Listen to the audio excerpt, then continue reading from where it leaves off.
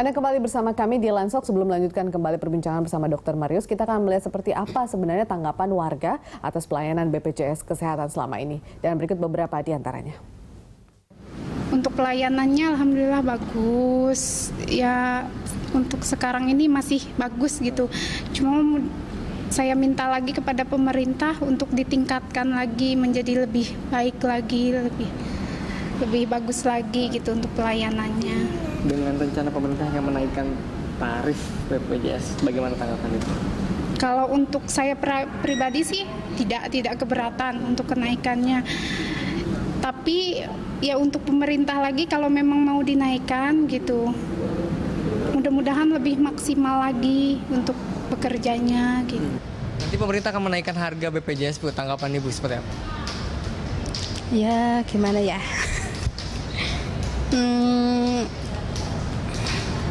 Ya nggak apa-apa lah, yang penting pelayanannya bisa lebih bagus lagi dari yang sekarang. Kalau bisa janganlah itu, kasihan kan istilahnya apa, masyarakat kita udah terbebani oleh bahan pokok apa, sekarang BPJS mau ditaikin, kasihanlah, janganlah kalau bisa gitu ya. Saya kelas 3 Pak. Nah, oke. Ya. Kalau tadi ada yang sebelumnya Ibu Siti Alia berkata kalau tidak keberatan kalau misalnya iuran itu dinaikkan, mungkin karena sebagai golongan PBI ya tidak ikut membayar. Namun yang non PBI ini yang terpotong juga dari upah mereka setiap bulannya ini pasti akan merasakan ya, Dok. Betul. Dan tadi sudah banyak penelpon yang mempertanyakan apakah ini betul-betul dialokasikan dengan benar seperti itu. Karena gelap ya. Jadi gini ya. Sekarang ini pekerja khususnya untuk yang formal dulu ya. Pekerja formal itu nggak sadar kalau dia jadi peserta 2 asuransi. Iya. Karena di Undang-Undang BPJS kan pemberi kerja dan penerima pekerjaan kan wajib ikut BPJS ya. Padahal dia belum ada COB yang beres artinya dengan 49 asuransi komersil. Jadi dia dibayar tuh dua-duanya. Bebannya kemana? Ya, pasti kan ke pesertanya juga kepada perusahaan kan. Dia bayar dua ya. Apalagi sekarang kita lihat 2%, 1% untuk yang keluarganya. Ya. Secara tidak sadar sebagai peserta BPJS-nya yang tidak pernah digunakan, ya pernah pakai BPJS kan enggak kan? Kalau sakit ya mudah-mudahan nggak sakit ya. Pasti pakai asuransi komersil ya kan? Nah, jadi ini karena dia harusnya dia bisa dapat dana lebih ya. Ya kalau dia kerja sama COB-nya diselesaikan dari 2013 tuh perjanjian Sukabumi. Ya, itu nggak diselesaikan itu. Dan kadang asuransi komersil lebih diprioritaskan loh, Dok, pasiennya. Nah, iya karena dia tahu. Ya ini kan lebih segala macam tetek bengek kan hitung-hitungannya lebih masuk dibandingkan yang ini. Dan kalau tadi saya lihat komentar itu, mungkin aja kan dia bilang puas, ada tapi. Nah, kata tapinya itu yang patut dipertanyakan. Mungkin tapinya manajemen BPJS harus dibongkar, dibenarkan. Barulah tarif dihitung. Ya, ini kita ada informasi berupa grafis, Dok, dan pemirsa, ini juga ada sejumlah hal yang perlu diketahui ya terkait dengan terbitnya Peraturan Presiden Nomor 19 Tahun 2016 tentang jaminan kesehatan yang mengatur kenaikan tarif Badan Penyelenggara Jaminan Sosial Kesehatan. Ya, sempat disinggung tadi juga sama Dr. Marius, diantaranya perusahaan menanggung 4% dari nilai iuran. Selain itu, manfaat jaminan kesehatan juga mencakup jenis pengobatan yang tergolong mahal. Berikut informasinya untuk Anda.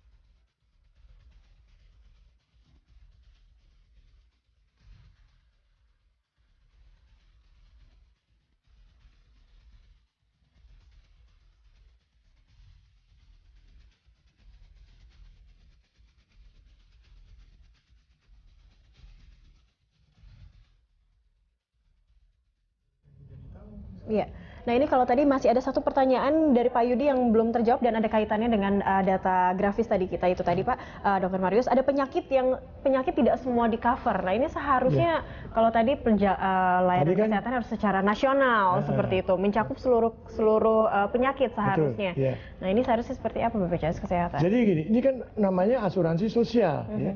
Harusnya pelayanannya lebih banyak dibandingkan asuransi komersil. Tadi saya sudah sebutkan ya, ada kecelakaan segala macam tadi. Dan sekarang dia ada lagi menganut ya namanya ada penanganan pedoman 155 penyakit.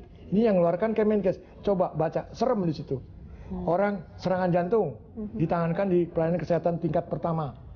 Orang yang di rumah sakit kadang-kadang meninggal, ya.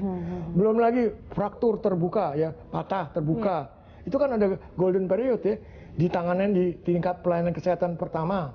Wah, serem sekali saya bilang. Jadi apa yang ditanggung oleh kalau ada 155 penyakit sesuai dengan pedoman dari Permenkes itu dilayani di fasilitas kesehatan tingkat pertama. Tingkat pertama ini dalam artian puskesmas atau klinik pratama ya. Jadi dirujuk tidak boleh dirujuk di situ aja. Sementara di situ juga fasilitasnya tidak bisa alkesnya juga tidak memadai. Belum lagi yang di PP 19 itu yang kecelakaan lalu lintas, wabah, bencana, keluarga berencana, segala macam keselamatan kerja nggak ditanggung. Jadi ini asuransi sosial atau asuransi komersil. Pantangannya lebih banyak daripada asuransi swasta atau komersil. Oke, itu menurut jadi saya. solusi dari dokter adalah Pertama kali manajemen diperbaiki dan yang melakukan itu diminta dipertanggungjawaban. Satu. Kedua, barulah Kemenkes membuat paketnya itu bukan paket, managed care untuk tarifnya duduk bareng-bareng dengan pihak terkait. Selesai kalau menurut saya itu. Dan insya Allah semua penikmat lah ya, atau nanti semua senang ya, pemberi layanan senang ya, provider senang, secara umum masyarakat senang, dan jangan lupa masyarakat akan sehat sejahtera. Itu menurut saya. Itu harapan kita semua ya. Baik. Terima kasih Dr. Marius sudah hadir bersama kami. Dan pemirsa, demikianlah dialog Lunch Talk hari ini. Anda bisa mengirimkan informasi dan saran kepada kami lewat email di news@berita1.tv.